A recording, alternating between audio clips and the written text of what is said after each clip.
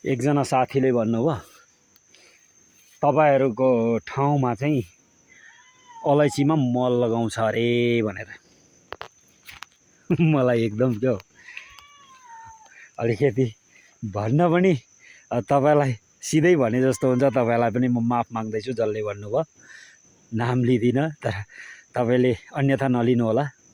तपाईले जे सुन्नुभयो त्यही भन्नुभयो हैन।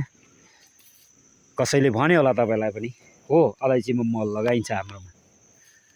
तर कहाँ लगाइन्छ भन्दाखेरि चाहिँ अब यो पनि त एउटा विशेष जानकारी दिनु पर्यो नि हैन।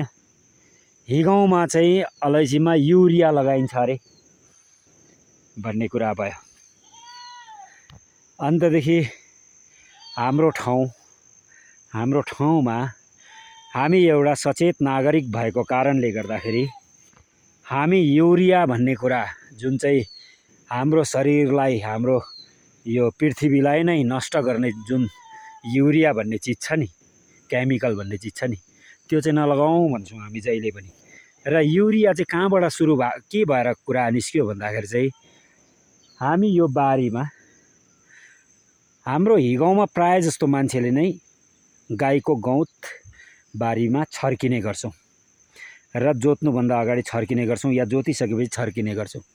अन्त त्यहाँनेरि कसैको अब मुख त्यस्तै हुन्छ बिचरा, अब के भनेको के भयो, अब हामी युरिन हाल्छौँ भनेर भनेको। युरिन चाहिँ यो बारी जोत्नुभन्दा अगाडि, यो मकै छर्नुभन्दा अगाडि हामी युरिन या गाईको मजाको मल है लगाउँछौँ बारीमा। मल लगाएन भने त मकै आएन नि त हैन।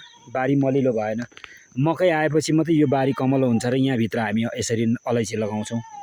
र अलैँची लगाएपछि यो अलैँचीमा फेरि हामी मल लगाउँदैनौँ।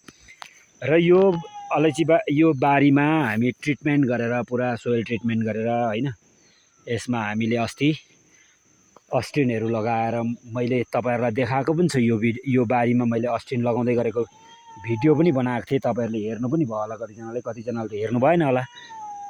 यो बारीमा मैले अस्टिन लगाएँ, तर मल भने एकदमै कम्ती हालेको छु। किनभने तपाईहरु देखिहाल्नुहुन्छ यी मकै हेर्नुहोस्।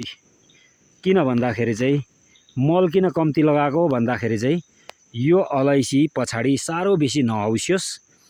किनभने हौसेको अलैँची चाहिँ के हुन्छ भन्दाखेरि अलैँची बारीमा रोपेपछि पर्लाक पुर्लुक मर्छ। किन भन्दा यो अलैँची त मलाई नै चाहिन्छ नि, म खाली स्वार्थको लागि मात्रै काम गर्नु भएन नि। र मैले कसैलाई बेच्दाखेरि पनि यो अलैँचीले के गरोस् भने वहाँ गएर सुट गरोस्, राम्रोसँग त्यो जमिनमा लागोस्, अन्त पो फाइदा भयो त हैन। फेरि पनि मलाई तपाईले दिएको अलैँची राम्रो भयो भनेर भनेको सुन्न पाउनु त मैले। तर स्वार्थसँग मैले यो बारीमा मल लगाउनु थियो भने यो मकै पनि यति डरलाग्दो आउँथ्यो होला। तर मैले मल कम्ती लगाएँ। किन भन्दा यो अलैँची आफै पनि रोप्नु छ है, अर्कालाई मात्रै दिनु छैन, अर्कालाई मात्रै बेच्नु छैन। त्यसले गर्दाखेरि मैले यसरी हेर्नुस् मकैबारीभित्र यसरी लगाएको छु। र हामी मल लगाउँछौँ, तर मल कहिले लगाउँछौँ भन्दाखेरि फागुनमा मल लगाउँछौँ र असारमा अलैँची रोप्छौँ। हो, असारमा अलैँची रोपेपछि त्यो मल भिजिसकेको हुन्छ। त्यो मलले यो अलैँचीलाई केही असर पर्दैन र फेरि यसमा मल लगाउँदैनौँ। त्यसले गर्दाखेरि तपाईको बारीमा पुग्दाखेरि पनि अलैँची केही हुनेवाला छैन, नराम्रो हुनेवाला छैन। र तपाईहरुलाई यहाँ पनि देखाउँदैछु। यहाँ अलिकति मैले ट्राईको लागि यो अब पुरानो रामसाई अलैँची यसरी नर्सरी राखेको छु। पोहोर यो पनि मकैबारी थियो र नर्सरी राखेको थिएँ। लिब्रिक्के साउन जाँदो रोपेको अलैँची यतिको राम्रो आएको छ।